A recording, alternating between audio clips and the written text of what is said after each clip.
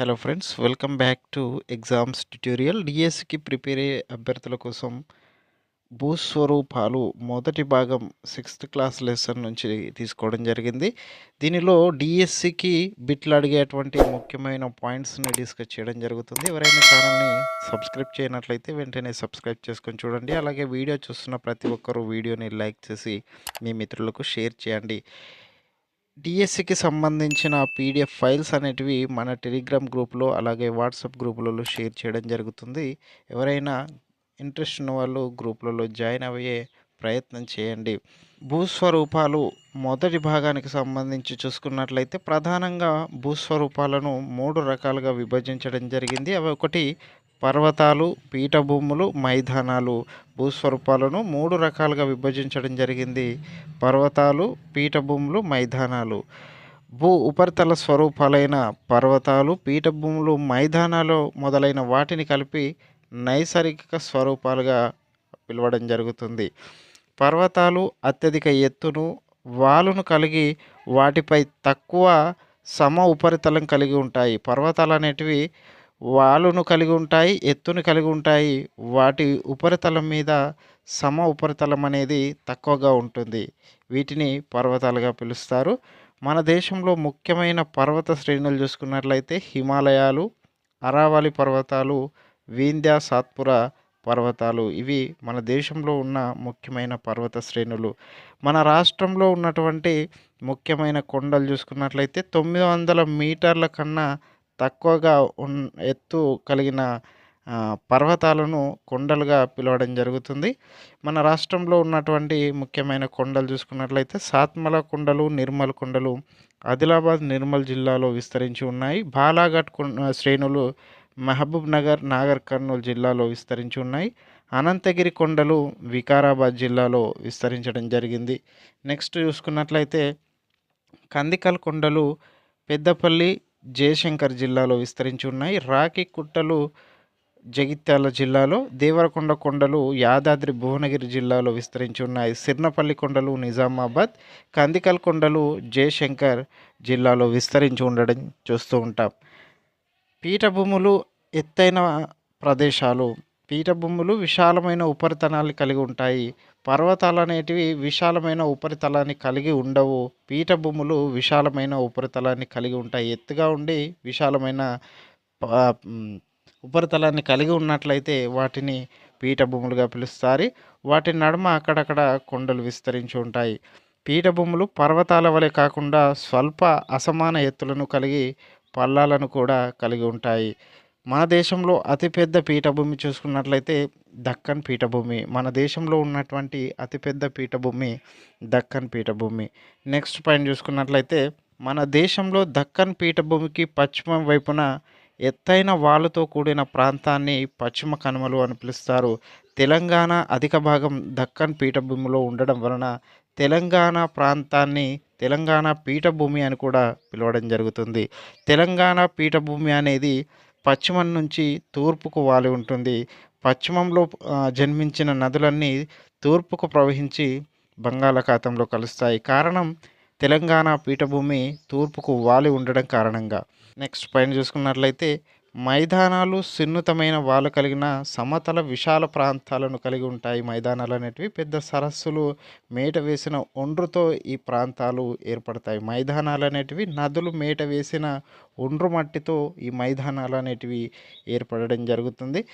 Next point చూసుకున్నట్లయితే సింధు మరియు దాని ఉపనదులు పంజాబ్ మైదానాన్ని ఏర్పరిస్తే గంగా నది ఉత్తరప్రదేశ్, బీహార్, బెంగాల్ రాష్ట్రాల గుండా ప్రవహిస్తూ గంగా మైదానాన్ని ఏర్పరుస్తుంది. ఈ సింధు గంగా మైదానాన్ని కలిపి గంగా సింధు మైదానంగా పిలవడం జరుగుతుంది. భారతదేశానికి తూర్పు తీర మైదానం, పశ్చిమ తీర మైదానాలు ఉన్నాయి. తమిళనాడు, ఆంధ్రప్రదేశ్, ఒడిస్సా మరియు పశ్చిమ బెంగాల్ రాష్ట్రంలోని అధిక ప్రాంతం తూర్పు తీర మైదానంలోకి వస్తుంది. నెక్స్ట్ పాయింట్ చూసుకున్నట్లయితే మహారాష్ట్ర, గోవా, కర్ణాటక, కేరళ రాష్ట్రాల్లోని అధిక ప్రాంతం పశ్చిమ తీర మైదానంలోకి వస్తుంది. మన రాష్ట్రంలో పశ్చిమాన ఎగువ తెలంగాణ పీఠభూమి కలదు. మిగిలిన ప్రాంతాన్ని దిగువ తెలంగాణ పీఠభూమిగా పిలుస్తారు. ఎగువ తెలంగాణ పీఠభూమి, దిగువ తెలంగాణ పీఠభూములను రెండు తూర్పు వైపుకు వాలి ఉంటాయి. ఎగువ తెలంగాణ పీఠభూమిలోని కృష్ణా గోదావరి నదులు తూర్పుకు ప్రవహిస్తూ ఉంటాయి. ఎందుకంటే పశ్చిమం నుంచి పీఠభూమి అనేది తూర్పుకు వాలి ఉండడం కారణంగా కృష్ణా గోదావరి నదులు తూర్పుకు ప్రవహించడం జరుగుతుంది. హైదరాబాద్, సికింద్రాబాద్, సంగారెడ్డి, మహబూబ్ నగర్, నల్గొండ పట్టణాలు ఎగువ తెలంగాణ పీఠభూమిలోకి రావడం జరుగుతుంది. వరంగల్, కరీంనగర్ పట్టణాలు దిగువ తెలంగాణ పీఠభూమిలోకి వస్తాయి.